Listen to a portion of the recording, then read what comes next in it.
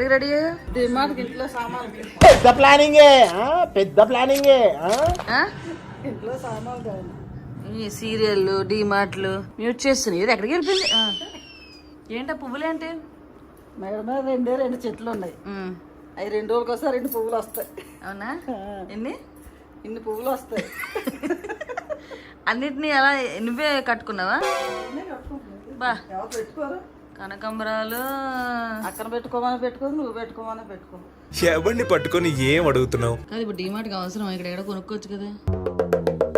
నుంచి నెలకు సరిపడా సామాన్లు తెచ్చుకోవడం అలవాటు అయిపోయింది. మీరు ఎక్కడైనా కొనుక్కుని వస్తాయి. డీమార్ట్ అని పోషించాలి కదా. ఏంట్రా ఇల్లా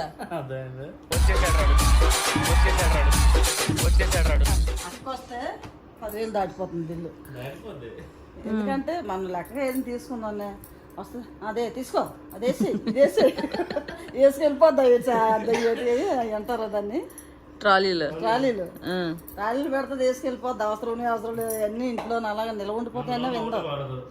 ఇంటికి వచ్చాక ఏదో వాడదాం. కాదమ్మా, నువ్వు ఇలా ఇంత సింపుల్ గా అందంగా ఎలా ఉంటావు? ఏ స్వప్నలోకాల సౌందర్య రాశి నా ముందుకొచ్చింది కనువిందు చేసి. సింపుల్ గా ఎలా ఉంటావు? నువ్వేం చేస్తావు అంటే షూటింగ్ వెళ్తావు, లేకపోతే మంచం దిగవు.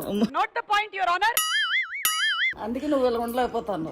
నువ్వు ఇంట్లో మిషన్ లో పని అలా చేస్తూ ఉంటాను. మిషన్ పని కూడా చేస్తావు? మిషన్ పని చేస్తాను.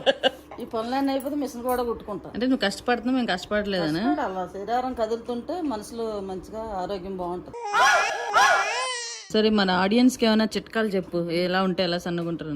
పని చెయ్యాలి ఇంట్లో. ఇప్పుడు ఏంటంటే ఫ్యాషన్ అయిపోయింది. పని పెట్టుకొని సోఫాల్లో బెడ్ల మీద టైంకి తినాలి. కాబట్టి నేను తిన్న టైంకి అందరికి చెప్తాను. ఇది రియలైజేషన్. ఆరోగ్యం బాగుంటది. మరి ఇంక షూటింగ్ లేపేసి ఇంట్లో పనులకి వెళ్ళినా?